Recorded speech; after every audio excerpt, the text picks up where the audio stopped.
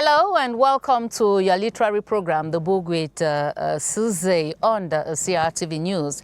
Life does not come with a map, and whether you are watching from Boya, Betwa, Ngaoundere, wherever, we have all stood at the crossroad, unsure, overwhelmed, and of course searching. Today's book is Finding You, authored by Bernice ENANG. It is a deeply human journey from uncertainty to self-awareness, from chaos to calm, and of course, from confusion to clarity. If you have ever felt lost and wanted to find your way back to yourself, stay with us, because the author is right here in the studio to enlighten us on this matter. You're very much welcome, Bernice ENANG. How are you doing? It's a delight for me to be here with you today. Now, I just want to find out from you, what personal transition in your life pushed you to write Finding You? Well, I wouldn't say it is a personal transition in me that pushed me to write Finding You. It's kind of transitions in the lives of people unfolding just before my eyes, and specifically in the life of my kids that are male, that put me up to this work. Okay, now I want us to try to dissect this subtitle of your book, okay? Yes. Yeah, it is written Finding You, Negotiating Life's Transition, and of course upscaling the whole. Negotiating life's transition, what exactly do you mean by this? Okay. Susie, every day we are facing life. Well, all of us face life one day at a time. Okay. We don't know what is ahead of us, and we don't know what is going to happen in the next minute. Okay. And so, almost at every minute, we are on a transaction. Okay. You are hoping, you are doing this with the hope that it turns out this way. You are doing that with the hope that it turns out this way. And the aim is to be the best, to come out, to end up being the best version of what you would have hoped that you would be. And that is why so many times when we don't get the results that we want, we feel disappointed, we feel discouraged, we even feel depressed. And I want to say that the choice of the word negotiating was actually motivated by the fact that we don't know much about what is going to happen to us next. And every time that you think that you are on it, for some reason, you find out that you have just lost it. Okay. So that's why we're using the word negotiating. And upscaling the whole. Upscaling the whole, because Bernice ENANG believes that in each human being, there is a spark that needs to be fanned. Okay. And when you fan that spark, you are going to get a fire that will help you burn and flourish and become the best version of yourself. So if we are saying, if we are negotiating the whole, if we are negotiating life's transitions, to upscale the whole, is because each and every one of us is unique. And on your unique journey, there are so many ups and downs that you are going to face. And then when you are doing that, when you face these ups and downs, you have to be coming from a unique perspective that is peculiar to you, to be able to manage the realities of your own life. Okay, briefly tell us, if someone picks up this book, what is he or she going to expect in it? Okay, thank you so much. In 189 pages and in 3 parts, we have looked at why it is really important to know who you are. We dissect the thematic of identity. Because, Susie, I believe that if you don't know who you are, then you will not know on what journey. You will not know what journey you are, at what time. And you will not know in what direction you are going to. And specifically in this book, we told stories of men. 9. Yes. I counted them. Okay. Okay. Specifically in this book, we told stories of men, not men in abstract places, our brothers, our West African brothers, our Cameroonian brothers, the people that we live with on a daily basis. Why? Because our societal setup says that the men should not talk about their struggles, they should not speak up when they are in difficulty. And so, because nobody is talking about their difficulty, somebody needed to step up. And the diagnostic is an x-ray of a number of dilemmas that people find themselves in. And then in the middle of this book, you have 2 chapters that are talking about what happens during that transition. If you realize that you are in a transition, how do you realize that you are in a transition? And what do you do when you are in that transition? And then you have the other chapter that tells you, the second of the 2 chapters in the middle, that tells you that if you finish that negotiation, because the second part is called the negotiation, it tells you if you finish that negotiation, that there's something very important you have to do. You must self-care. Because if you don't self-care, if you don't self-love, if you don't show compassion to yourself, you cannot keep that person. And then you have the last part, those are the growth chapters that begin to tell you how to live this newfound you that is you've definitely found. Okay, you don't need to just let everything out of the bag, you know, because our viewers watching, they need to get a copy in order to know how to find themselves, because it's very important. Okay, we're going to take our first break on this show this day. Of course, we are glad to have Barrister John Hale. He too has something to contribute to this book. He wrote the foreword, and so just listen to what he has to say. Let's watch.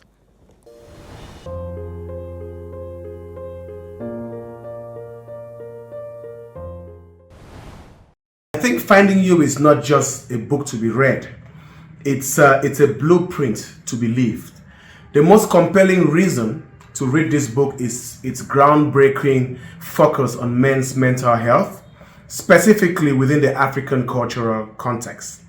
For generations, as we know, men have been conditioned to suppress trauma, mask pain, and swallow emotional chaos under the guise of strength. Mrs. ENANG shatters this dangerous status quo, this myth. She builds a safe, empathetic bridge and validates men's vulnerabilities, making it an essential read for men seeking healing and for anyone trying to understand the men in their lives.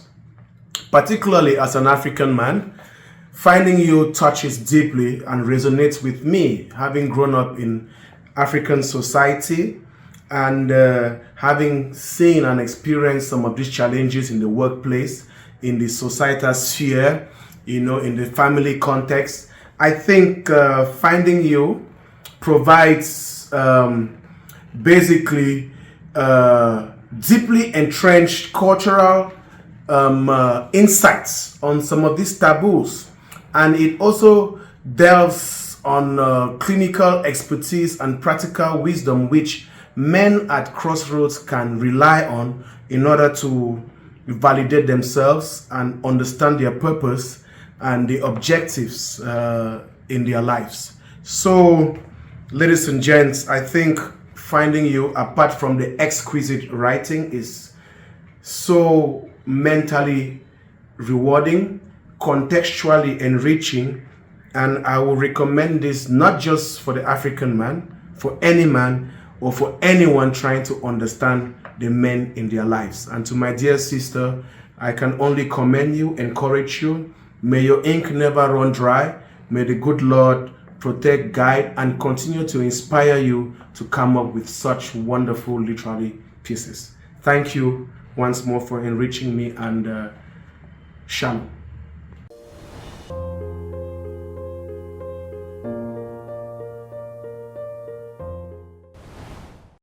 Welcome back. And of course, thank you, Barrister John Hale. That was really, really insightful. Bernice, in a world that rewards the fake and rarely celebrates, you know, authenticity, Don't you think it is easy to be distracted or even completely derailed in the course of finding oneself? Susie, that is a very pertinent question. Okay.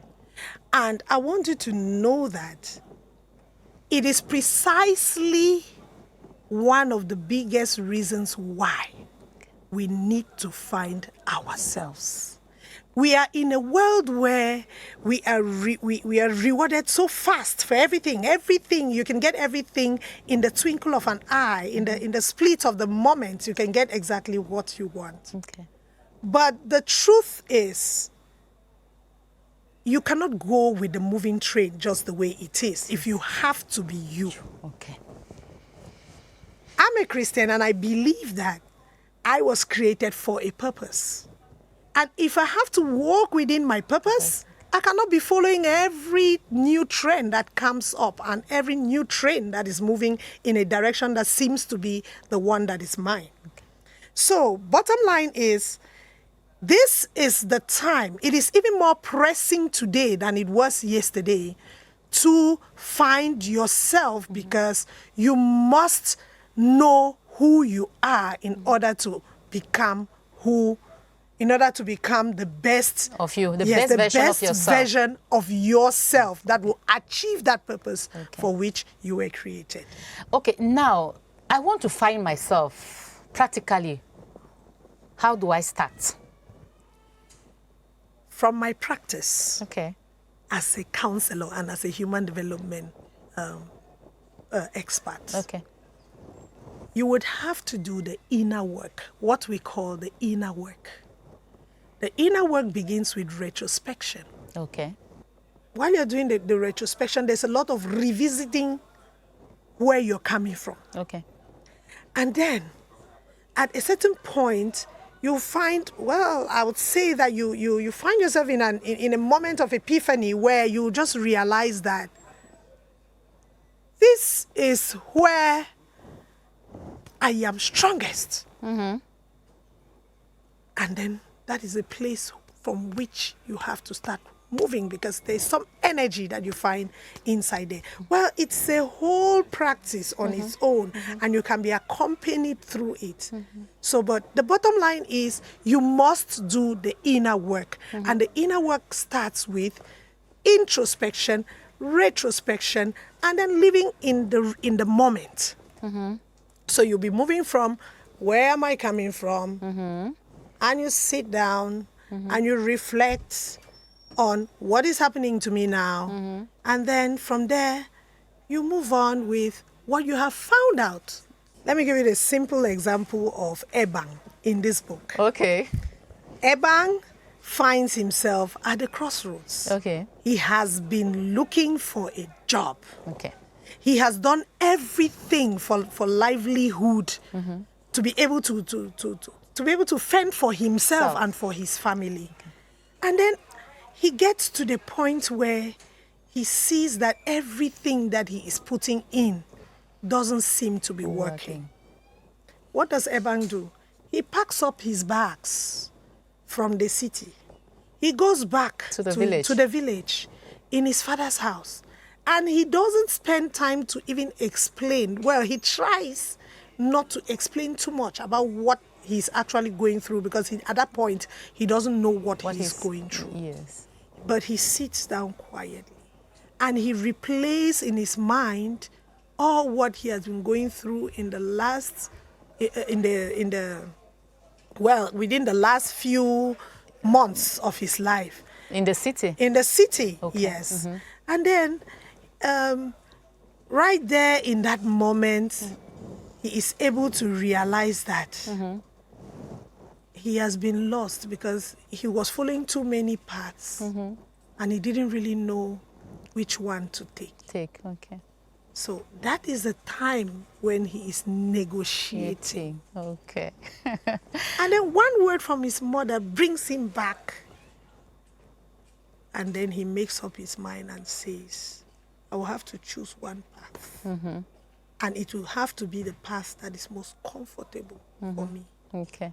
So that in that path, I can at least feel comfort in my skin while I struggle to be the best. Okay, that's the reason why in life they say we should not follow, you know, many roads at the same time. Well, I think there's a better expression to that. Don't try to kill two birds at the same time. Enang, it's time for us to take our Vox Pop, okay? Because at this point in time, we are finding one thing from people out there. We asked them this question: if you could find one thing about yourself today, what will it be? Well, this is their reaction. Let's watch.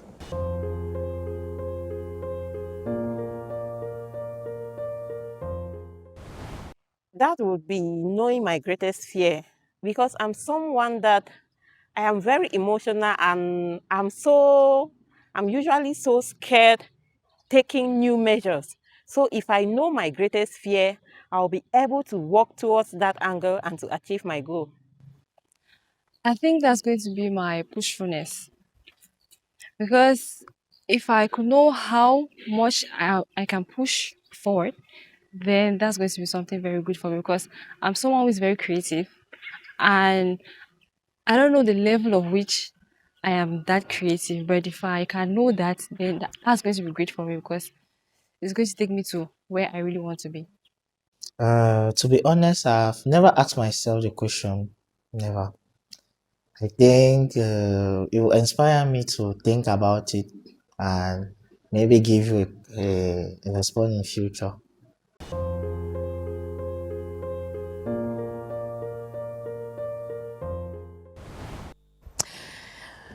Welcome back.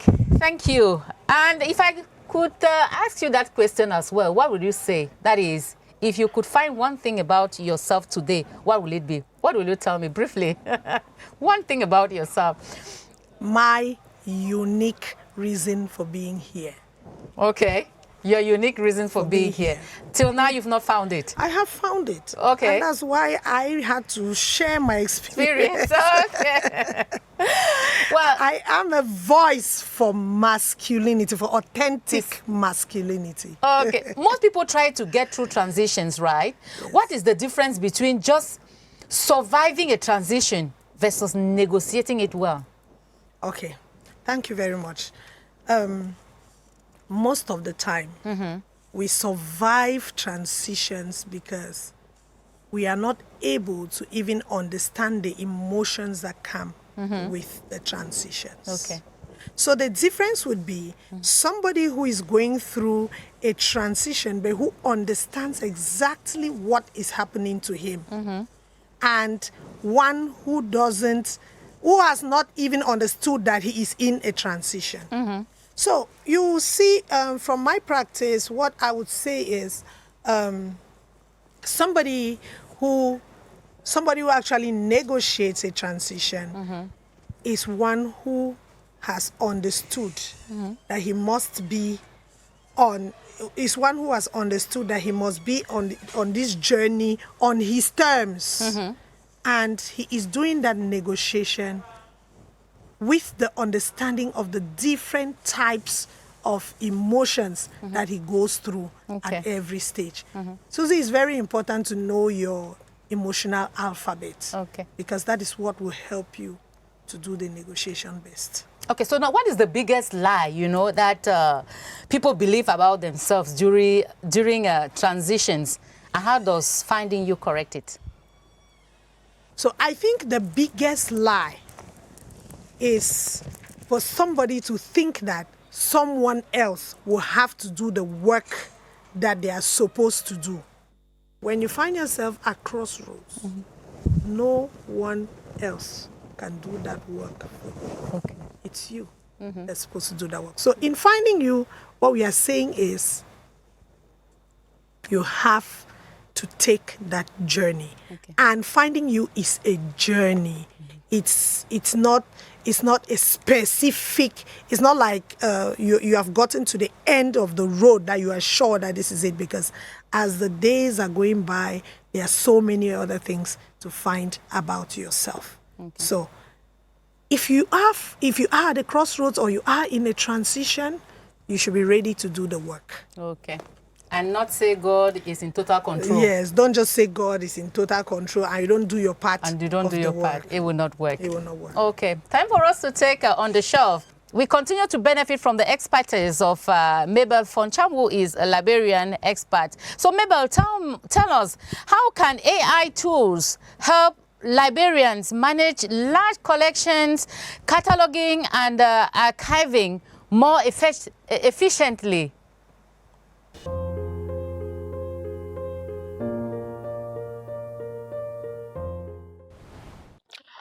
One thing I would say is that I'm encouraging everyone to try to use artificial intelligence and to integrate it into your workflow. When you integrate it into your workflow, you realize that it helps us in creation of metadata. It's faster. It helps us in keeping records, especially for people like me who are interested in archiving and records administration. It will help us also in creating classification plans. But all this has to be properly managed by a librarian. So once again, artificial intelligence will be that tool that will help you set in place systems to manage all this, but professional judgment still comes in, or supervision.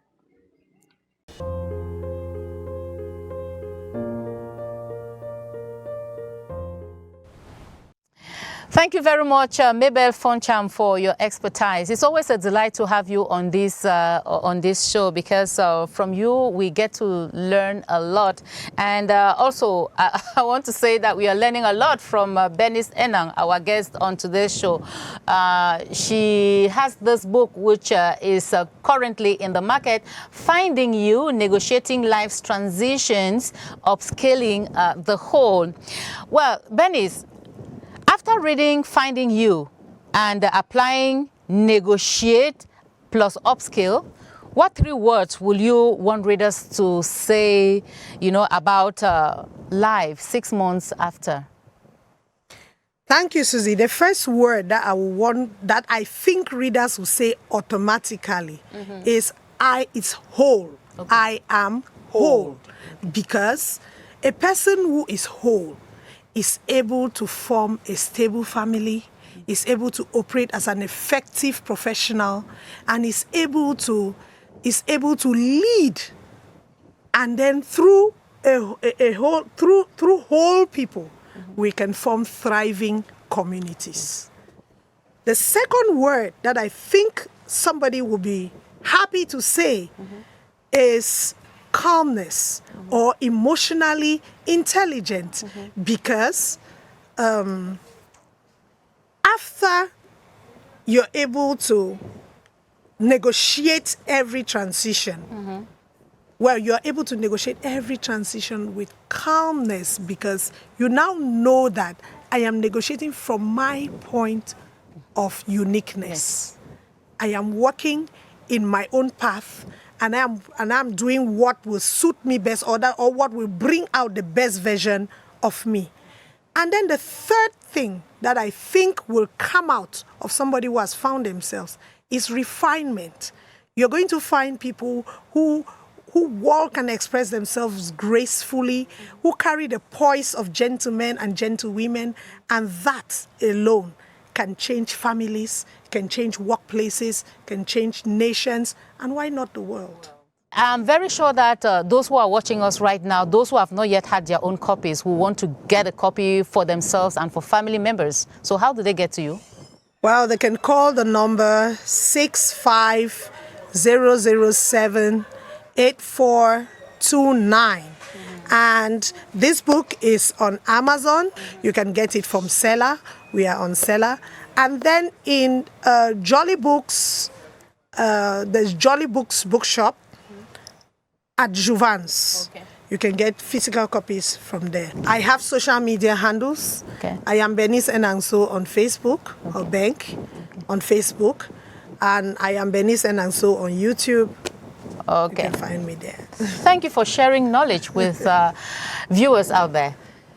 Thank you, Susie. The pleasure is mine. And I thank God Almighty, in whom I live and have my being. And I want to thank very especially my husband, who allows me to be talking about men everywhere. Okay. Thank you. Thank you very much. And of course, thank you for watching this special edition of The Book with Susie. Wednesday is another day. Until then, get yourself a copy of Finding You, keep reading, and keep inspiring others. Thank you. Bye-bye.